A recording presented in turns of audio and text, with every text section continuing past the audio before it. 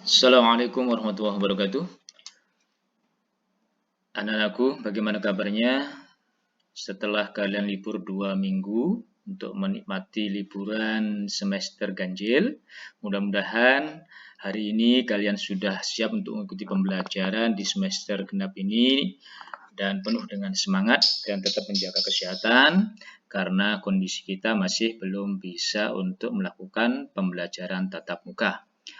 Kita berharap mudah-mudahan ke depan kita bisa melaksanakan pembelajaran tatap muka, tapi tidak kenapa, tetap Bapak akan menjumpai kalian melalui media pembelajaran ini. Ikuti terus sampai kalian paham. Jika tidak paham, maka nanti kalian bisa menjumpai Bapak melalui media sosial yang sudah ada. Anak-anakku yang saya cintai, di semester 2 ini, untuk materi pertama, kita akan belajar tentang keunggulan dan keterbatasan antar ruang dan pengaruhnya terhadap kegiatan ekonomi, sosial, budaya di Indonesia dan ASEAN. Jadi, kita akan bahas tentang bagaimana pengaruh antar ruang itu untuk kegiatan ekonomi, di manakah letak keunggulan dan keterbatasan yang dimiliki oleh Indonesia dan negara-negara yang ada di ASEAN. Oke, kita mulai materinya. Kita masuk ke materi yaitu keunggulan dan keterbatasan antar ruang dalam permintaan, penawaran, dan teknologi. Kalian sudah paham apa itu permintaan dan penawaran? Di kelas 7 tentunya sudah disampaikan oleh Ibu Guru tentang materi permintaan dan penawaran. Ada yang masih ingat apa itu permintaan? Apa itu penawaran? Ya, nanti tolong disimak kembali. Permintaan itu apa? Penawaran itu apa? Nanti kita kaitkan dengan materi ini, dengan keunggulan dan keterbatasan antar ruang.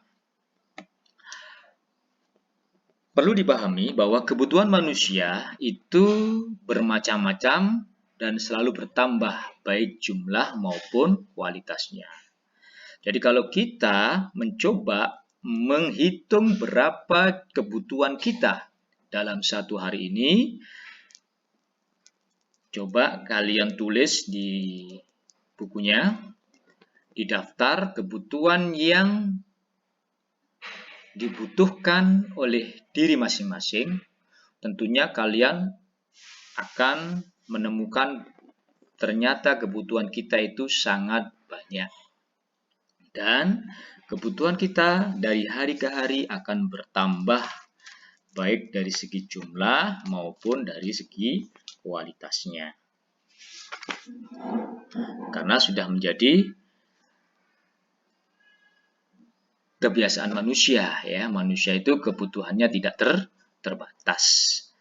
Semakin dicari, maka akan semakin banyak kebutuhan. Tetapi ingat bahwa kebutuhan manusia tidak terbatas, tapi sumber daya yang dimiliki oleh manusia sangat terbatas. Oleh karena itu, kita harus bisa membuat skala prioritas.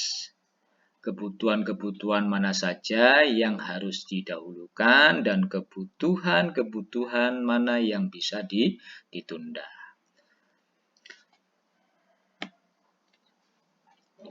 Yang kedua, kebutuhan yang harus dipenuhi oleh setiap manusia itu berbeda-beda dan beraneka macam. Antara yang satu dengan yang lain itu memiliki kebutuhan yang berbeda-beda.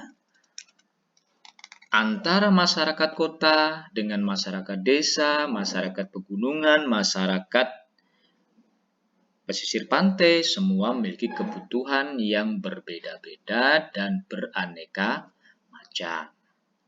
Kita bisa lihat, masyarakat kota itu tentunya membutuhkan barang-barang yang dihasilkan oleh masyarakat yang dari desa. Nah, faktor ruang akan menentukan tindakan seseorang sebagai konsumen. Satu contoh, Masyarakat kota ini biasanya memiliki perilaku konsumsi yang berbeda jika dibandingkan dengan masyarakat desa, pegunungan maupun masyarakat pesisir pantai.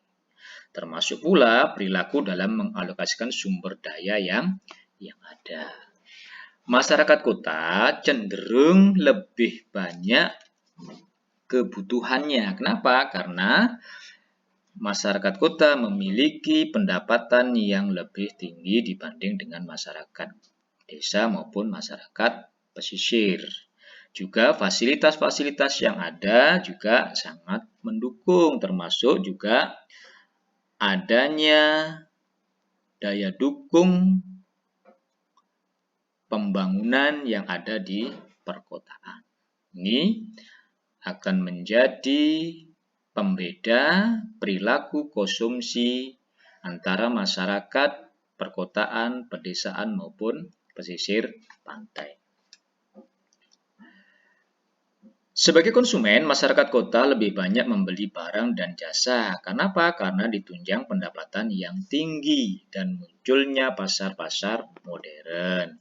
Seperti ada hipermarket, ya, supermarket. Nah, ini membuat masyarakat kota lebih konsumtif dibanding dengan masyarakat pedesaan yang hanya mengandalkan pasar-pasar tradisional.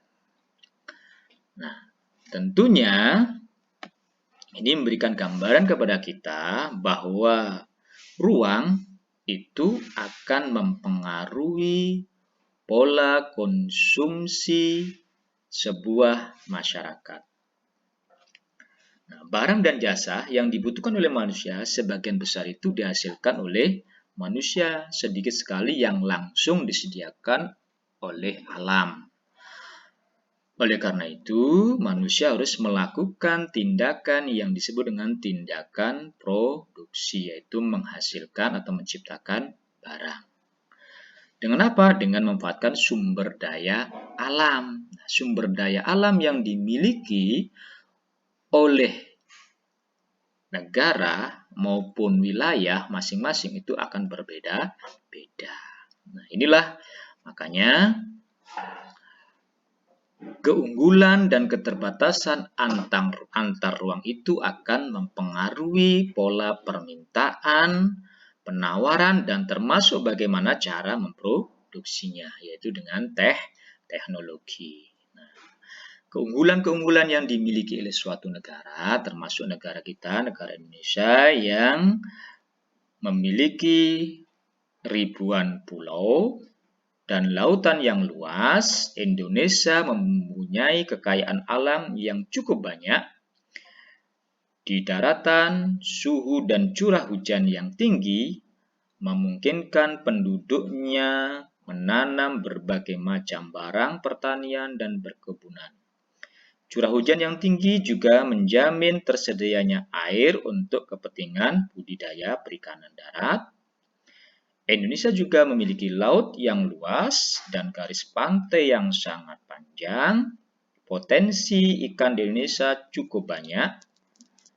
Di samping itu, ditemukan pula berbagai jenis bahan tambang di dasar laut. Di sepanjang pesisir juga terdapat kekayaan alam berupa terumbu karang, rumput laut, dan tentu saja keindahan alam yang dapat dikembangkan untuk kepentingan pariwisata. Indonesia memiliki terumbu karang terluas di dunia. Terumbu karang Indonesia tidak hanya luas tetapi juga beraneka ragam. Dalam hal sumber daya hayatinya, selain kekayaan laut, tanah, dan air, Indonesia juga memiliki banyak sumber daya mineral dan hasil hutan.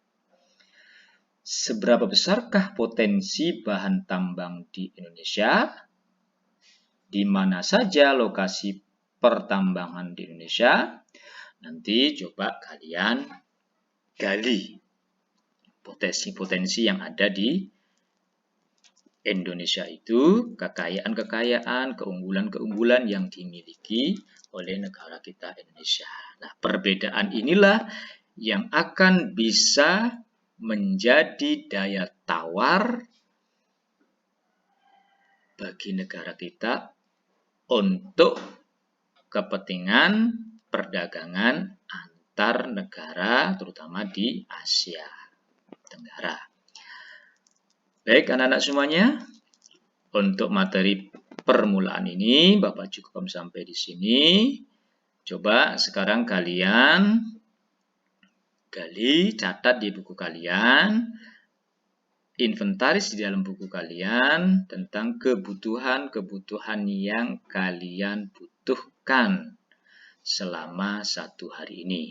Terima kasih, mudah-mudahan pelajaran pada pagi ini bisa menyemangati kalian untuk mengikuti pembelajaran berikutnya. Saya cukupkan sampai di sini. Wassalamualaikum warahmatullahi wabarakatuh.